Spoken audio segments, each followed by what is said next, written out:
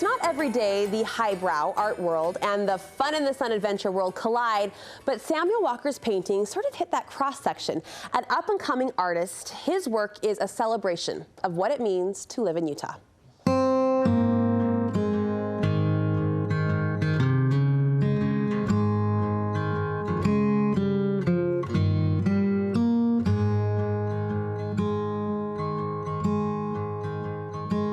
I'm Samyule Walker, and I'm an artist. My art is all about big shapes, big spaces, and a lot of times tiny little people.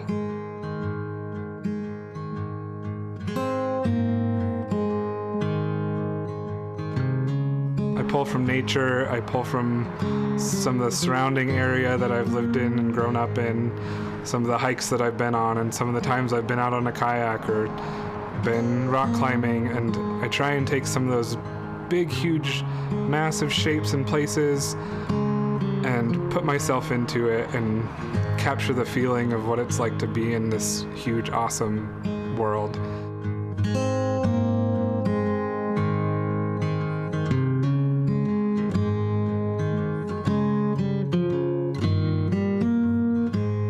I try to make it fun, I try to make it colorful, and I'm trying to find out what I am and what I'm trying to do, really. Right now I'm finishing up an art education degree. I like teaching people about art because I think I'm discovering while they're discovering. And I think that's pretty interesting that there's just kind of a non-stop discovery process going on in art.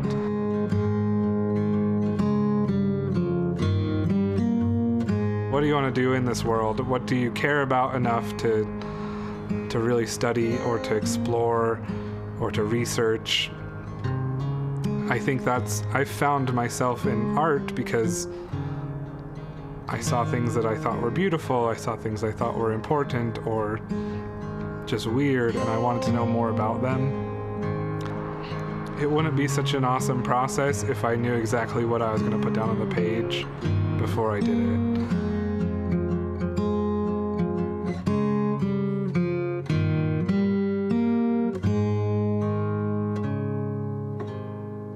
Okay, two things. I love when we get to see not only the creative mind of an artist, but inside their heart, because that does drive and put forward that passion for so much of their work. So Samyule, thank you for that. Also the size contrast in those paintings. You had huge, big scaled Utah landscapes and then little people. That size contrast was so spot on. Isn't that how we all feel when we're out in the universe, like a little speck out there? Anyway, Samyule says that's his hope, that his goal is for everyone to be able to see themselves in his work. He wants every painting to remind you of a memory. So maybe it's that great southern Utah hike you took with your family, or the time that you kayaked Utah Lake with your kids.